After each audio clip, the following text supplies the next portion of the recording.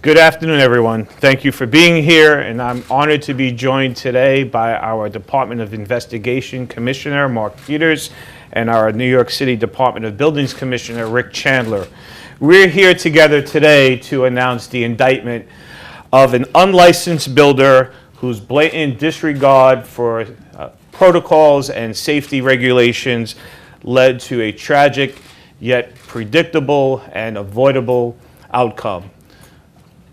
The loss of a construction worker who was killed and two other construction workers who were seriously injured.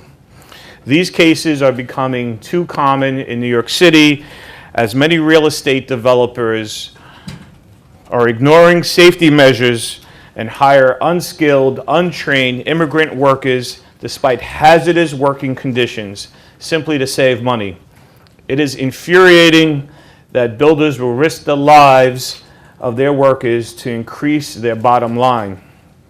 From January 1st of 2015 to the present, 33 workers have lost their lives at construction sites. This is unacceptable. The New York City Council within the last few weeks has passed a bill requiring the city to track and keep careful list of who gets injured and any deaths that occur at construction sites. This is a good first step in gathering information on who's been hurt and what's happening at these sites. Most of these deaths occur at non-union construction sites who are using cheap and untrained labor, often immigrants. Developers are making a lot of money developing our land in New York City, and in particular in Brooklyn, but too many of them refuse to spend money on training and protecting workers. We must hold builders accountable when they operate in unsafe ways that jeopardize our workers, their safety, and their lives. In this case, we allege that the defendant, Michael Weiss, committed fraud and cut corners, including basic safety measures, to save money. The corners that Weiss cut led to a wall collapse that killed one of his workers and seriously injured two others.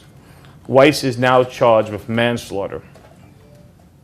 We also allege that his indicted co-conspirator helped Weiss to do this when he allowed Weiss to use his license to get building permits for this construction project. You see, Weiss was unlicensed.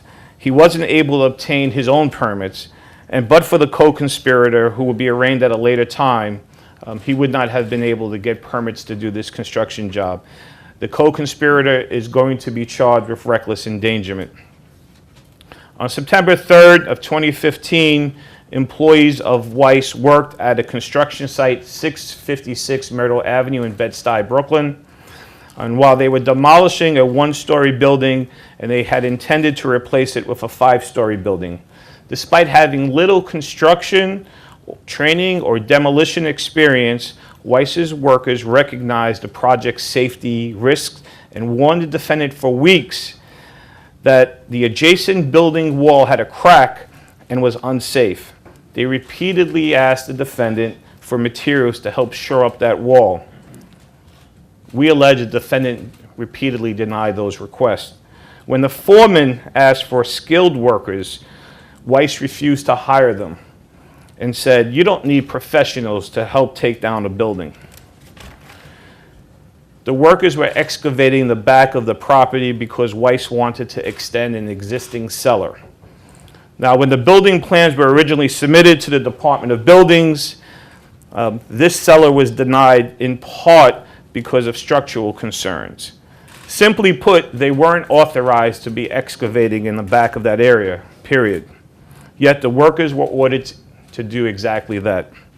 Without any machinery, they dug out that area with shovels and other hand tools, and by September 2nd, the day before the wall collapsed, the excavated pit was approximately 6 feet deeper than the foundation of the rear adjacent building.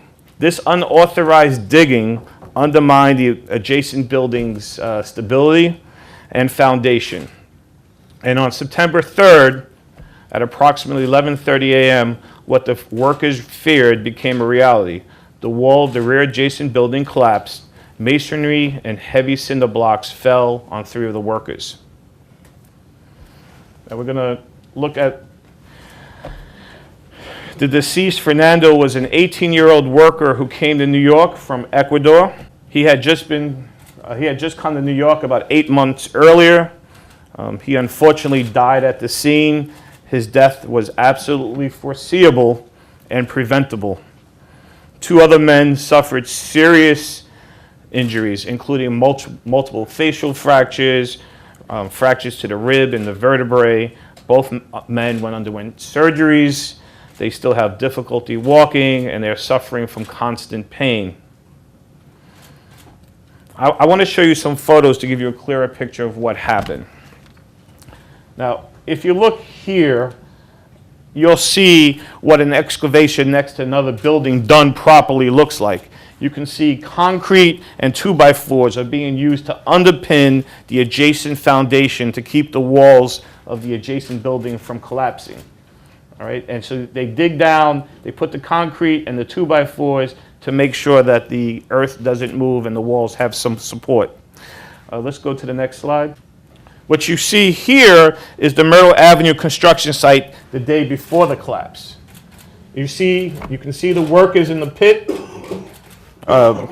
You can see dirt and concrete walls of the adjacent building are exposed and they're undermined. You see how deep down they've dug past the foundational wall, and there's no shoring or underpinning to keep those walls from collapsing. There's absolutely nothing in place there to keep them from suddenly collapsing.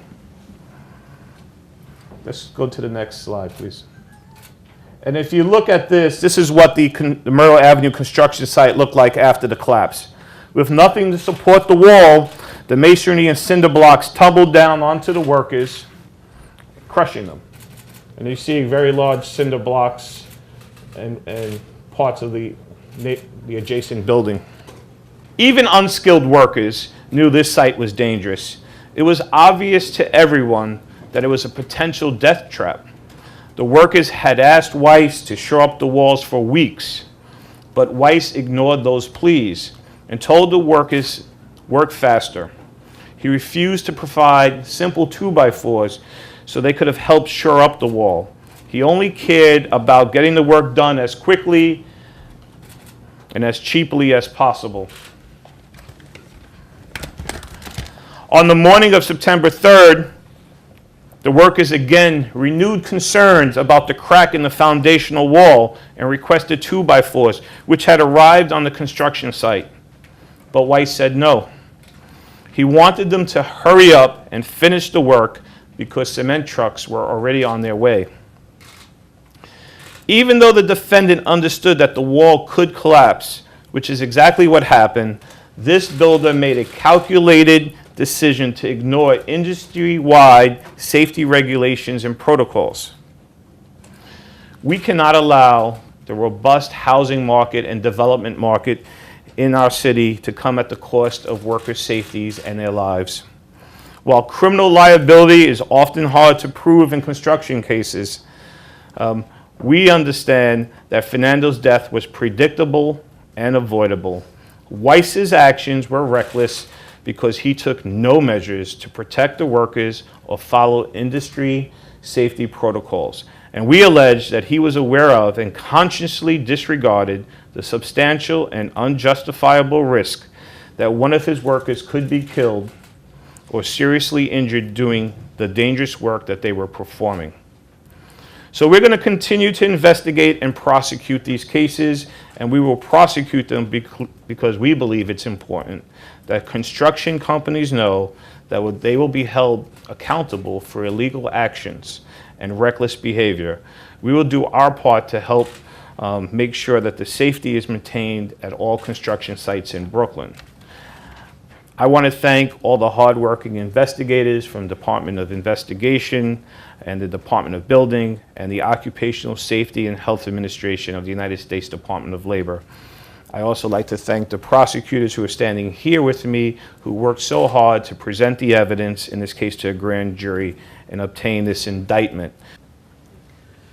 This city expects that construction professionals will do their jobs and do them safely.